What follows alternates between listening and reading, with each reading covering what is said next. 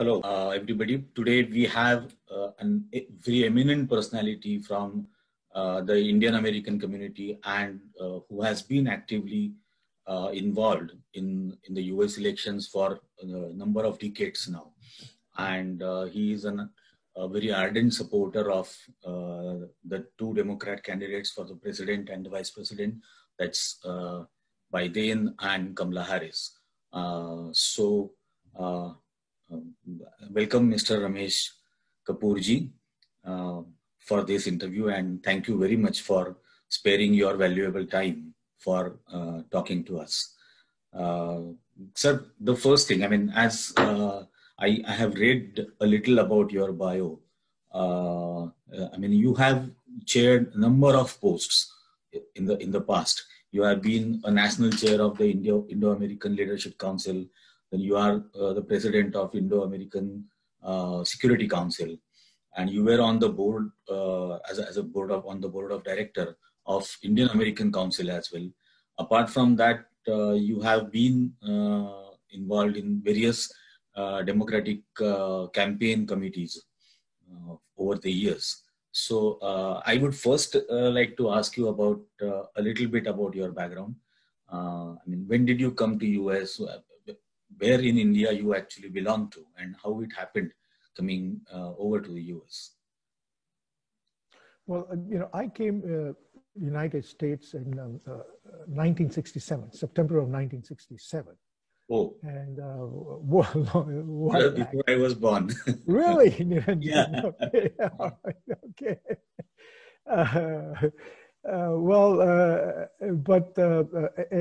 I went for college. I came to college. Okay. My brother was already over here. He came in 1962. Oh. Okay. Oh. So I joined him over here. I went for my undergraduate over here in the school, and then I was in originally was supposed to be in Massachusetts, but my brother found a job in Illinois. I moved there. Then I moved to New Jersey. He had a job there. I moved to New Jersey, and then I went to college here and got active in politics then we started the business together. In compressed gases and cryogenic business together, because we come from a business family in India. We build paper business, and it's in our blood business. He's still very active in business, expanded in business. I got involved in community spirit, community work, because my dad was there. We came from Lahore. My dad came from Lahore 4 years before the partition. So he had community spirit. He put a lot of lungers when the refugees came in. So that's where I got my DNA from that part of it. And I made a choice that either I make much more money, even though I have a business now that helps me in the American politics. I chose the community route. And politics was one of the routes that I chose in 1980 in Massachusetts. There was a governor called Mike Dukakis, who was a first generation Greek American. So his parents had come over here. So that was already affiliate. There was affiliation with him. I felt Greek first generation. So I felt at that time, I had bought a business, medical technical gases at that time. And I felt that we have to be on the table in politics. We were not on the table. So that was the goal at that time, to be on the table to make decisions. And Mike Dukakis was very receptive. So we got a lot of boards, commissions for the Indian community doctors. So it was a big help. And then he decided to run for the presidency. And he was the Democratic nominee, and I ran with him. So that's when I mobilized the whole community nationally. And he was big help. Every Indian he met, he would say, "Do you know my friend Ramesh Kapur?" And everybody said, "Who the hell is this Ramesh Kapur?" And that's how it started. And there were certain people like Dr. Dinesh Patel gave me the exposure. So my wife says that he should blame him for all all the downtime that she had. She doesn't get enough time. It's Dinesh Patil's fault, because if that first fundraiser wasn't successful, then I would go back to business and I would be a multimillionaire. All right. All right. So, but that's the background that I have. And then I met my wife in college, and I saw her across the room. I fell in love with her right away, and I chased her for 2 years, and that's history. It's like a Bollywood film. It is. Okay. All right. You know, yes, except when she gets mad at me, then it's no more Bollywood movie. But you always want to see the bigger picture. That's the key part, and that's where it has been to my success. Has always been is looking at the bigger picture, whether it's politics, whether it's marriage, and the critical part is that if you do the right thing at the right time, you know, the rest of the thing is not important. All right. Problem happens is most people get carried away with the process than as opposed to results, and results not on an incremental level, but results where you go for home runs. All right. And that's basically is my agenda about politics, and when I started. Sir, I heard, I mean, you have also accompanied Hillary Clinton during her visit to India when she wanted to pay homage to Mother Teresa. So how did it go? Yeah, it was well, I was debating whether to go there because I wanted to fly with Clinton on the Air Force One to India, all right?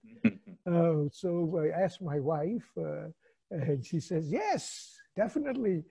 All your sins will be washed. So we went there. It was nice visit. We and a lot of history.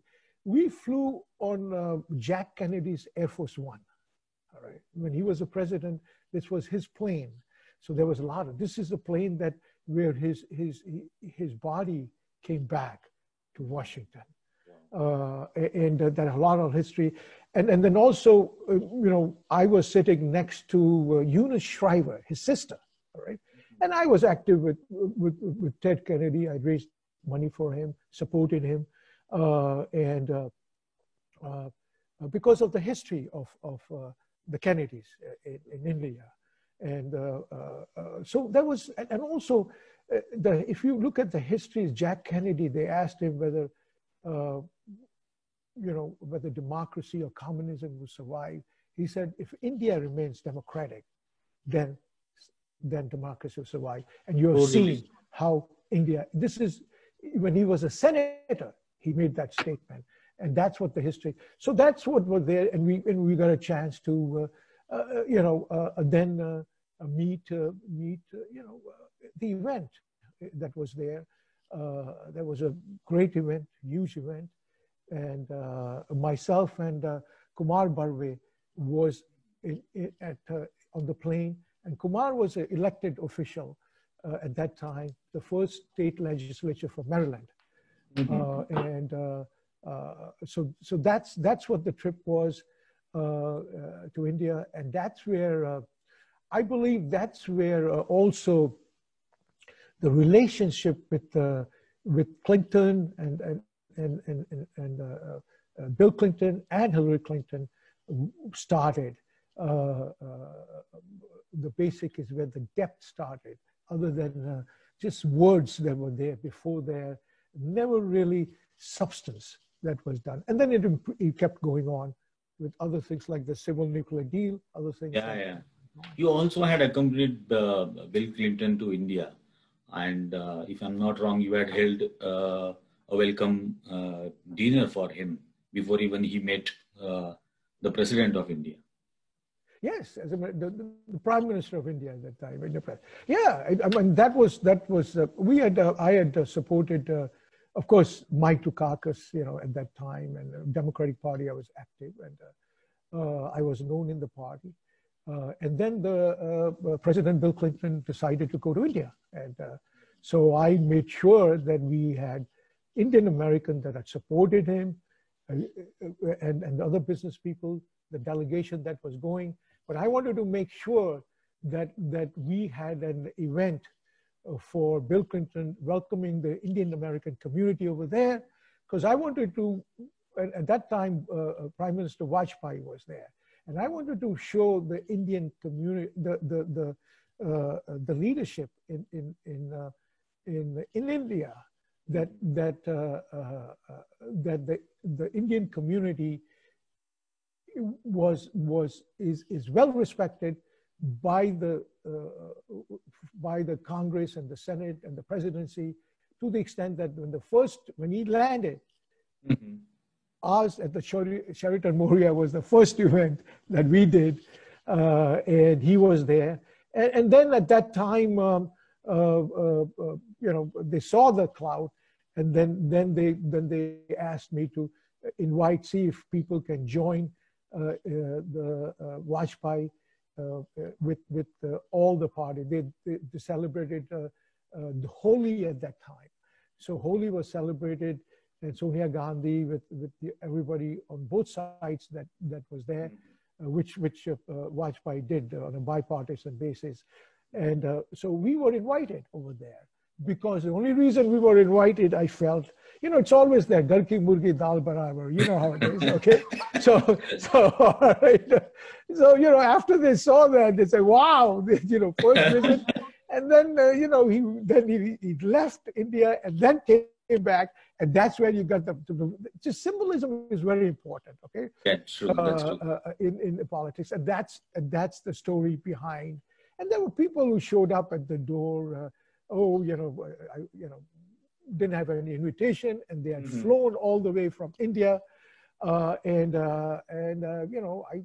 said, fine, bring them in. The Secret Service brought them in. I said, check them out. They can come in. Because, anybody who goes all the way down, and even though they were not part of the original invitation, see, I was always felt, okay, when it comes to U.S.-India relationship, it's a bipartisan event, okay? I always made sure that even in this event, there were a lot of folks that had supported Republicans, but they were community leaders, they were key leaders. I made sure that they were also invited if they want to come to India, all right, as part of it. And they were given, when Bill Clinton spoke to the parliament in India, they were invited. My family put up an event in the farm that we had in Delhi, and they were invited. So I made sure that all these years, okay, my function was always bipartisan. When we came to India, I felt it is bipartisan, and they are as patriotic or as of being American citizen, and as emotionally with Mother India. And so I made sure that it was always a bipartisan. But the Republicans never did that. Okay, never. I never was invited for any of their events. Okay. Oh, really?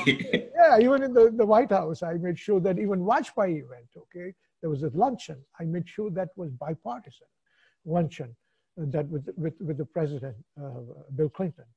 So that's where I developed the respect, and the community has supported me for years and years, and written their checks. But anyway. You also must have interacted with a number of Indian prime ministers. How was that experience? Oh, it's great. The first interaction, that's how I really got active in American politics, when Rajiv Gandhi was visiting the United States. Okay. And he was visiting Harvard. He was going to speak at Harvard University. And then he was going to talk to Ronald Reagan for superconductors. All right. Okay. So Mike Dukakis was running for the presidency at that time. We were 2% in the polls in Iowa. And I wanted to give him some foreign policy experience because he was governor. So I pushed to try to get the meeting with Rajiv Gandhi. And it was a delicate situation because here he's meeting the president and he's speaking, how do you meet it? So we made it a farewell present, a farewell thing to Rajiv Gandhi. at the Butler Airport. And it's a one statement that he made that really got me mobilized. And he said that you folks are our ambassadors, okay? You're the ones, all you Indian Americans are ambassadors. I want your support. I want to help in U.S.-India relationship, and that's what got me started with that. And then I met him also in Delhi. PK Kaul was the ambassador at that time, and he wanted me to meet him in Delhi because Mike Dukakis could have been the president because he was leading in the polls after the Democratic Convention. And I had met him with Mike Dukakis in a small meeting of 5 people. We were there. I was in the room over there discussing U.S.-India relationship and the community. So I met him at that time, and he asked me for certain things that would help in power generation in India, policy-wise, and what will help, because they needed 55,000 megawatts. They didn't have the money, private sector. So he looked at Indian community as an asset, as opposed to, and he didn't say that NRI, non-resident Indians, where the other bureaucrats would say is non-reliable Indians. Okay? Okay? Yeah. NRI stands for non-reliable Indians. He looked at them as ambassadors, all of them ambassadors. And that's what made me more active in the Indian American community, US-India relationship at that time, to spend my time, energy, staying away from business, staying away from my family, and became my passion. So that was the first prime minister that I met.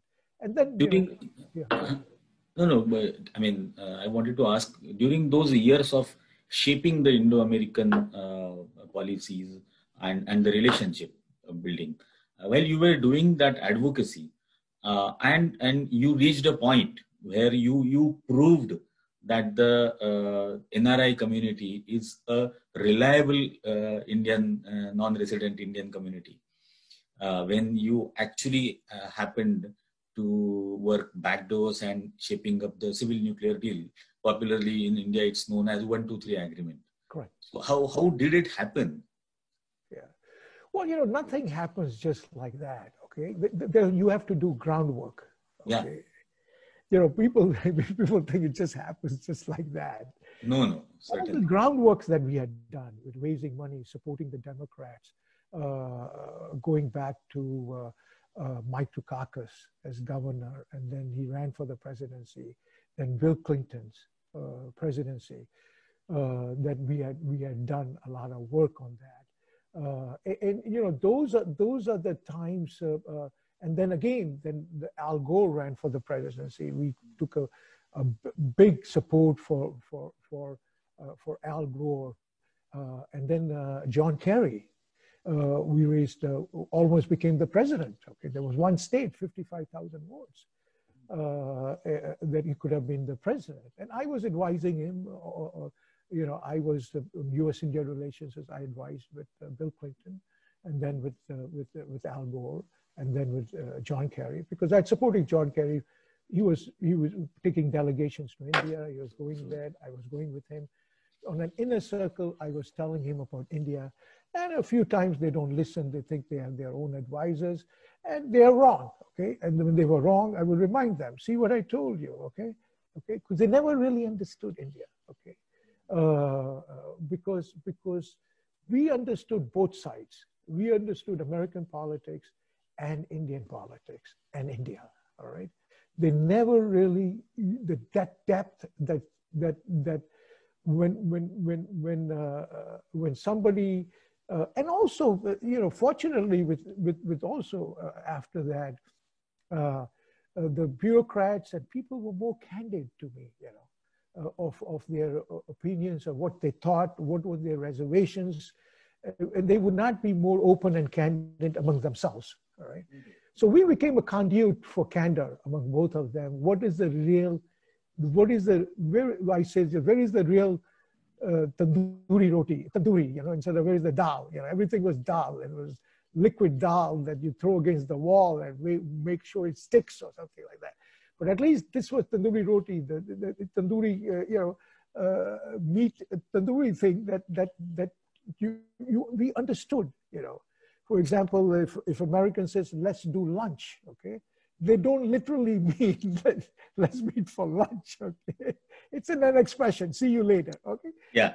And those are the nuances that we understood, and that I gave to to after that to Vajpayee after. And then was able to give to others who took the advice, and then also to Modi when he was the governor. I was able to meet him 2 times, explaining where because I saw the future in. Okay, but the civil nuclear deal happened during Manmohan Singh's time. Yes, absolutely, and going back to the civil nuclear deal. Definitely happened during Manmohan Singh's time. And I give a lot of credit on his side to push it, because there was not enough interest, and there was a lot of opposition with the Communist Party coalition that was there in India. And there was also opposition over here in the Democratic Party. Remember, nuclear non-proliferation, NPT, is our base. There were 3 countries that had not signed the NPT. India was one on that, Israel and Pakistan were the 3 countries that had signed the NPT. And there was big resistance to making an exception. Okay, would we accept? Would we then have to open up other countries? So there was a big resistance on the Democratic side, because nuclear non-proliferation was our base. It started by Jack Kennedy days. Okay. That was our base. But because of the work that we had done, because of the support that we had given to the Democratic Party, I was able to convince them that, you can make that exception for India and not feel that you'll have to make it for others also. So Democrats was my problem. Republicans were already on board because George W. was his bill. And that's the reason it's so historical that the Republican administration signed that agreement with India. Correct. And 86%, I think, even the Democrats agreed to that decision. That's right. And they hated George W. because of the Iraq War. Okay, all right. Yeah. Yeah, they were not, they hated him, because what